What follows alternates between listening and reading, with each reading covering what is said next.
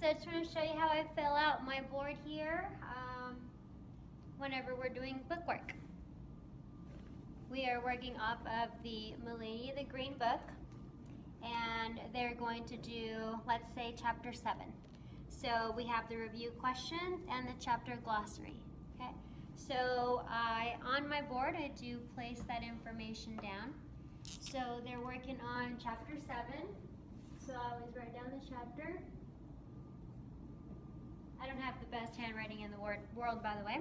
And for you old teachers that have done this before, that you're already seasoned, this is kind of, okay, I know how to do this. But for new teachers, this is just to give you some ideas and kind of just to see how other instructors do it, okay? So we have the chapter up there, and we always put the name of the chapter, which is Skin Structure, Growth, and Nutrition.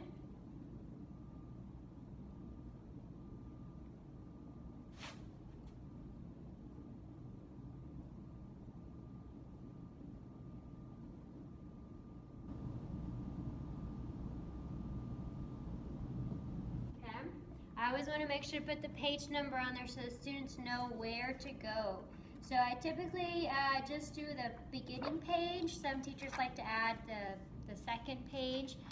In our book, especially this Green Milady one, the page numbers are at the bottom, but the beginning of the chapter does not have the page number. So that confuses, especially the 9th and 10th graders when we go through the books, because they can't find the page number. So I just do teach them how to look through this book before having them use it.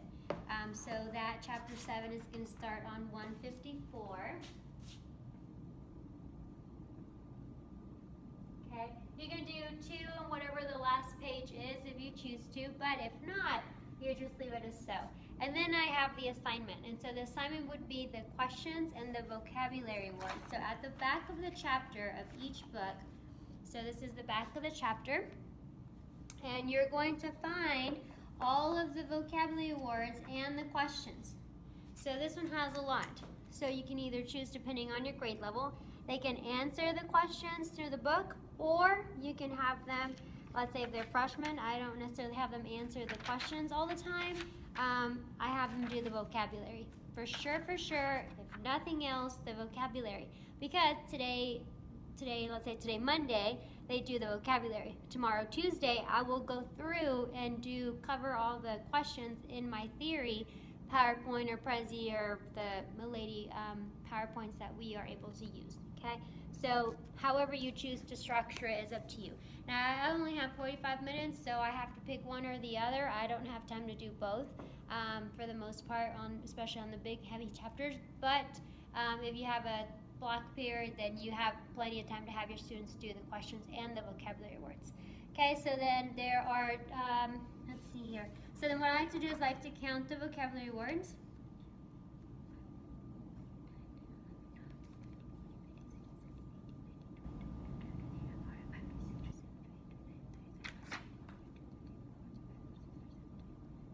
There's 41 vocabulary words. 41.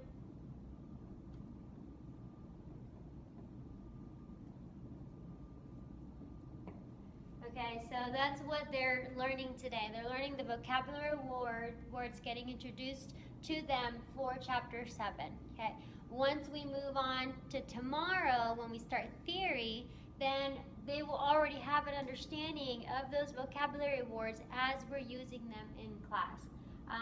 And then Wednesday we'll start doing a demo, begin the hands-on if that's part of the lesson, or then we do more theory according to what kind of lesson is planned for that. Then for your station setup for the students, they will have paper or index cards, because some people like to do index cards. It varies, it depends. Second semester we're running low on index cards, but so paper, pen or pencil, and highlighter. I like the students to highlight the words, just because scientifically it's proven that when something is in color, you're more likely to remember it than if it's just in black and white. So if I have them highlight it, it hopefully helps them remember that word a little bit better. have to number from 1 to 41, highlight the word, and then write the definition.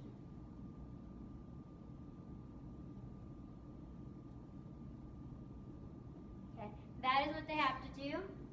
Let's put name on paper, name, and chapter name, or chapter title. Somehow they don't always put their name on their papers.